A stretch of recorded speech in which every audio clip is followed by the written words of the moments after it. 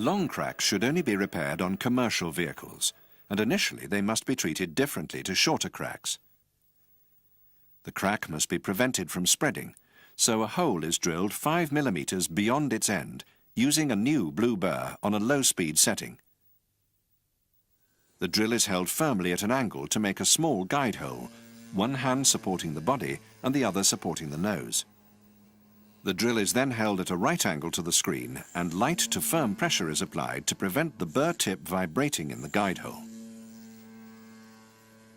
As soon as it starts to drill smoothly through the glass, light pressure only must be applied. To avoid overheating, drilling should be carried out in 5-second bursts.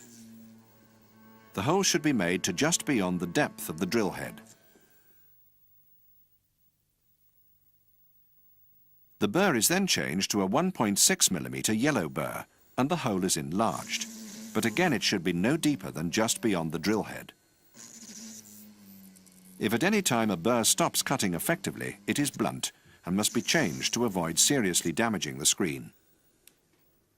The crack punch is inserted into the hole and given a tap with the wooden punch striker.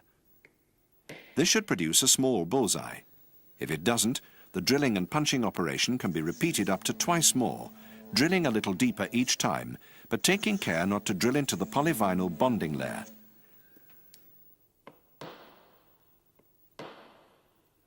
Once a bullseye has been produced, it should be repaired by the bullseye method described earlier in the program. The crack is then filled exactly as described in the next section of the program, which covers the method of repairing cracks under 150 millimeters.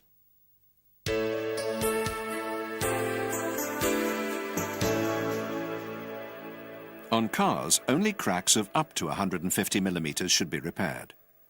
The screen is cleaned, paying particular attention to the crack area.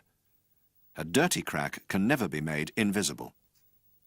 Sufficient strips of the UV plastic are cut to cover the entire length of the crack, and the resin container is opened, revealing the clear plastic applicator, which is only used for crack repairs.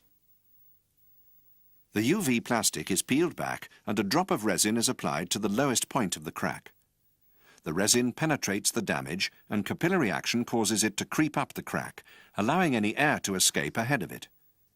As this happens, the portion of the crack penetrated by the resin is covered by the UV plastic.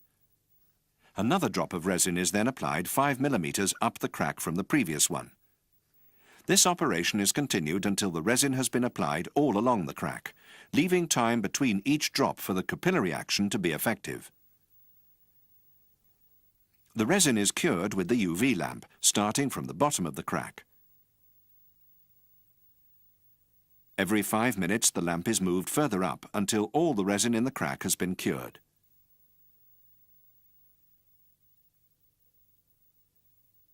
The plastic sheet is then peeled away and any excess resin is removed with the razor blade. Finally, the whole area is polished with a drop of pit fill polish to complete the repair.